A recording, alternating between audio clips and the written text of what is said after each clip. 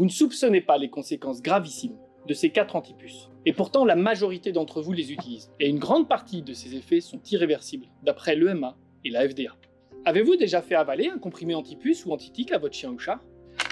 Beaucoup d'entre vous risquent d'être choqués quand vous allez comprendre comment ça fonctionne. Alors, n'hésitez pas à réagir dans les commentaires. Vous lui donnez un pesticide. Le principe est simple, il attaque le système neurologique des puces et des tiques et provoque leur mort. Mais qu'en est-il pour votre animal? Aujourd'hui, des agences de renommée mondiale tirent la sonnette d'alarme. Elles alertent les populations et les vétérinaires. Les effets neurotoxiques ne se limitent pas aux parasites. Leur rapport démontre sans équivoque qu'ils attaquent clairement aussi le système neurologique de vos chiens et chats. Et les chiffres qui y sont révélés sont effrayants. On parle littéralement de plus de 39 000 cas rapportés lors de ces enquêtes, et cela concernait 2 animaux sur 3.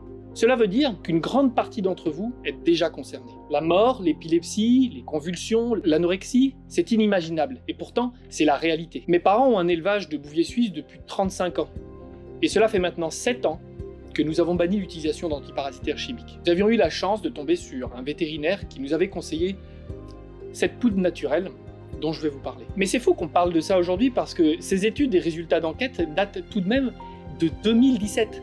Et trop peu de gens le savent encore. Les laboratoires ont uniquement été contraints, je mets des guillemets, par la FDA et par l'EMA à devoir clairement noter ces effets secondaires sur les étiquettes.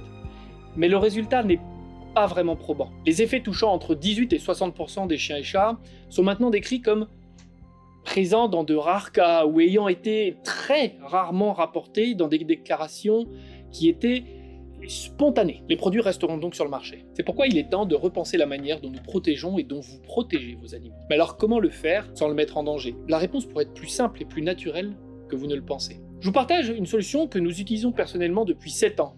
Une alternative saine et sans risque pour nos compagnons. C'est une poudre minérale contenant de la silice.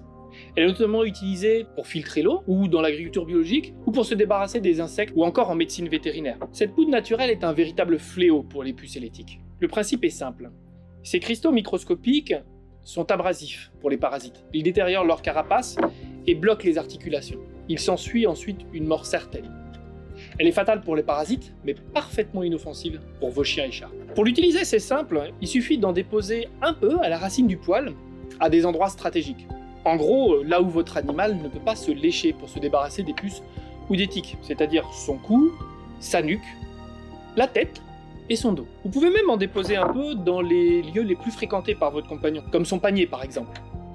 Passé 72 heures, vous pouvez brosser votre compagnon ou passer un petit peigne fin pour faire tomber les éventuels parasites qui pouvaient être présents et qui sont désormais morts. Alors, si vous n'avez jamais testé cette solution, je ne peux que vous encourager à le faire maintenant.